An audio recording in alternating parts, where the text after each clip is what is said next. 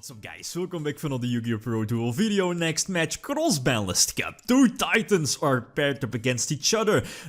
We have first of all have Spyrals from 2017, Master Rule 4 by the way. This is going second Spyrals, so not full power, full force Spyrals with basically everything at 3.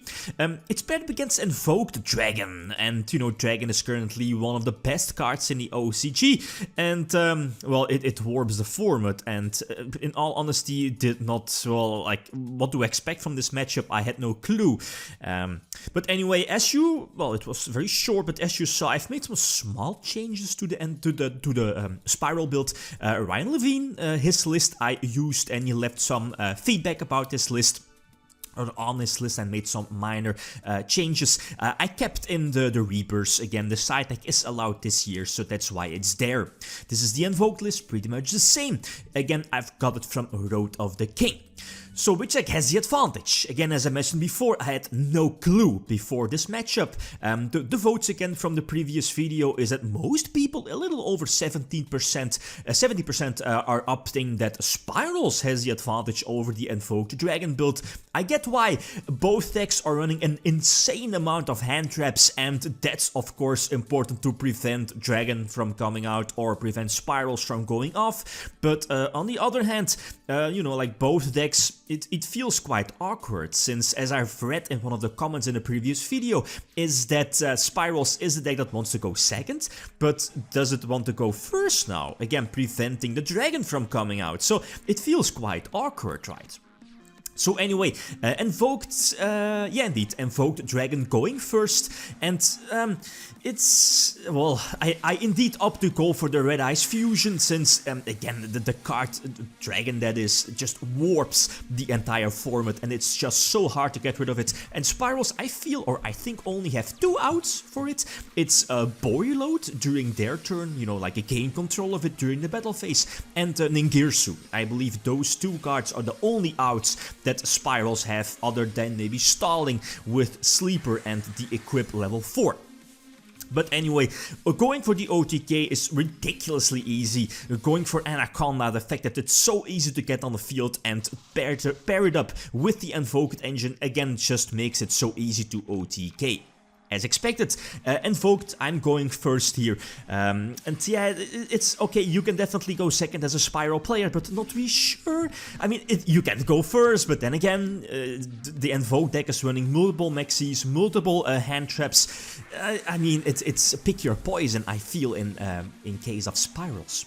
So anyway, this is an okay opening move. Immediately go for Anaconda and, what is it called? The Red Eyes Dragon as well, Dragon of Red Eyes, and I feel this was a mistake on my part. I do negate the, indeed the evenly matched, but I just should have let it go through. What am I going to lose? The field spell, Anaconda, that's okay. And Call by the Grave doesn't really hinder Spyrals. That's, well, yeah, okay, Call by the Grave is okay against Spyrals, but you know what I mean. Again, as I mentioned before, the opponent, or at least Spyrals, have 2 outs to get rid of a Dragon, and that's Boiload, and you know, Boiload here in this turn is not an option. And the other option is Ningirsu, and I was like, okay, I do have Failure for Ningirsu, so okay, I could potentially negate evenly match, but Deco Talker negates the effect Failure, so that's, well, that escalated quite quickly. And yeah, this isn't really looking too great. I'm forced to go for Makaba. And yeah, I need the negation here for, you know, like Makaba to discard the monster for the potential sleeper, discard Maxi, I guess, if I don't get those extra draws. But yeah, tough goes through, since again I wanted to keep the negation for the sleeper, but well, again, the situation escalated quickly, so I definitely learned from this duel not to use Dragon too fast. So I definitely want to go second, and not really sure, I feel the Mind Crusher was a bit too soon, right? Well, depending on which card I summoned, either Alistair or the Trickstar engine. Anyway, so the Trickstar engine is basically a 1-card Anaconda immediately. Oh, that's my priority, right? It feels that playing here against Spyrals is that how powerful Dragon of Red Eyes is, and you know how hard it is to get rid of it. So anyway, the calling spells, I guess, yeah, yeah, Tough indeed was activated, so yep, knowing that the top card is Spell here, but I think I still have Dragon being able to activate, not really sure about this. So yeah, the basic plays for going second Spyral for Geeko Talker and, you know, Master Plan getting the extra search.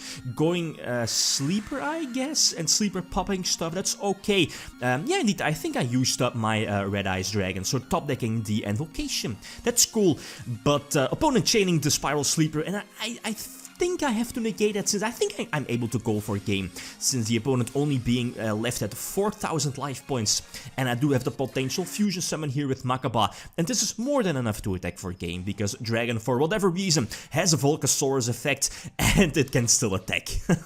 Ridiculous card. And Spyral Sleeper maybe should have put in defense position, but I don't think it would have mattered because, you know, I just could have gone for the Purga Trio to attack over defense. So anyway, now I'm going first. Again, yeah, Spyral's going second, and worst case scenario, indeed, Anaconda gets negated by the Gamma. But okay, I still have Maxi for the potential draws and, you know, drawing into more hand traps and more stoppers, even though I can't target Spyral monsters, right, due to the Spyral field spell. So cards like Veiler might be useless, impermanence as well. So anyway, Double Helix goes off, and this was so unfortunate. Ash Blossom on the Maxi, and sadly I can't use a second copy of Maxi. And this should be games. It's just, if Spyrals is able to get the 2-card combo, or going second Spyrals is able to go for the 2-card combo for Double Helix, they can definitely OTK through Geeko Talker, Spyral Sleeper, and then, you know, like any Reborn card, like Reborn on Spyral Tough or whatever. Yeah, I mean, you have so many follow-up plays with the trap as well. Yeah, this is overkill, I guess. Then again, Nibiru might have been, you know, like a big threat. I do side it if I'm going second.